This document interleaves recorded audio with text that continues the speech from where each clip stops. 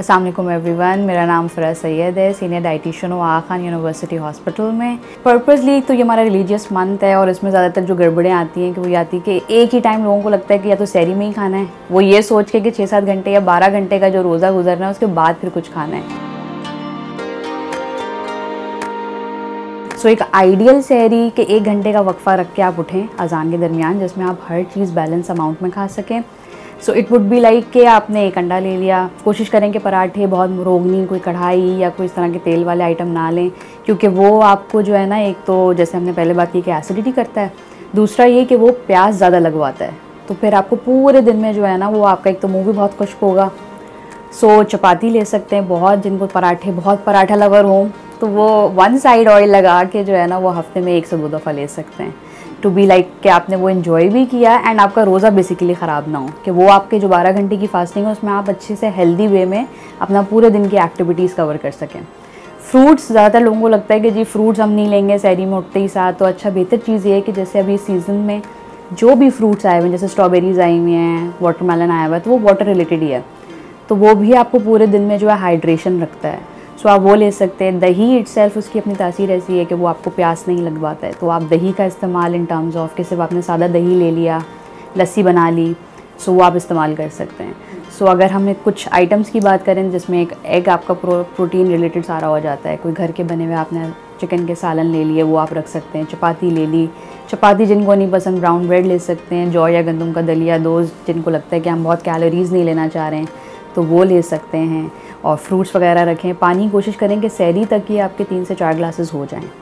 Caffeine related क्योंकि again वो बहुत डिहाइड्रेट करती है, तो अगर आपको बहुत नीड लगती है चाय या कॉफ़ी की, तो उसको हाफ़ कप कर दें सहरी में।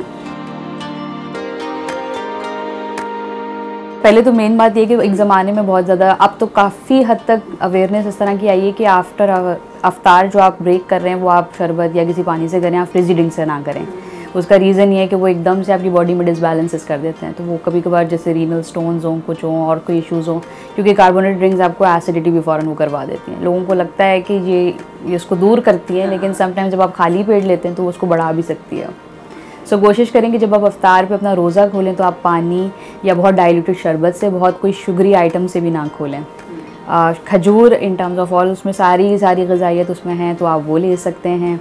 और फ्रूट चाट वगैरह जो है ना, मुझे लगता है कि उसमें जब तक जूस ना डलें, उसमें सिर्फ चीनी ना डले, चाट मसाले ना डले।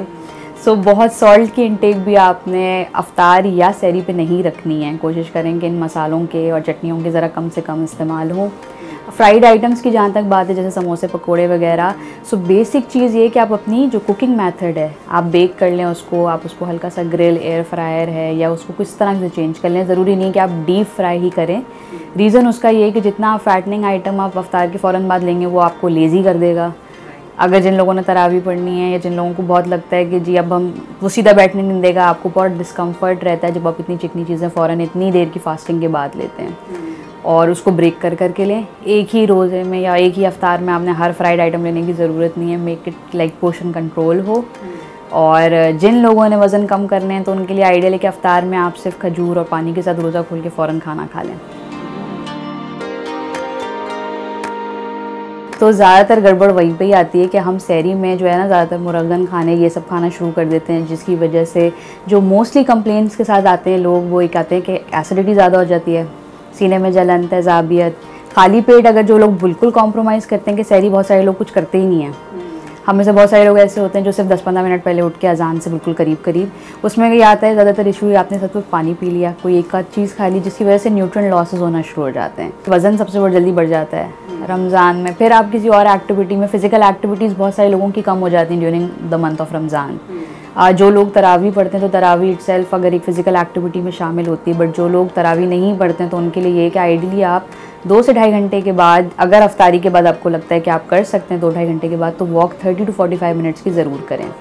और बहुत सारे कुछ लोग ऐसे हैं जो जिम वगैरह भी जाते हैं, जो फास्टिंग के फेज़ में ज़्यादा कंफर्टेबल हैं कि हम जब रोज़े वाली स्टेट में तो हम उसमें अच्छे से कर सकते हैं। तो इट्स बेटर कि आप अपनी कोई फ़िज़िकल एक्टिविटी ज़रूर रखें।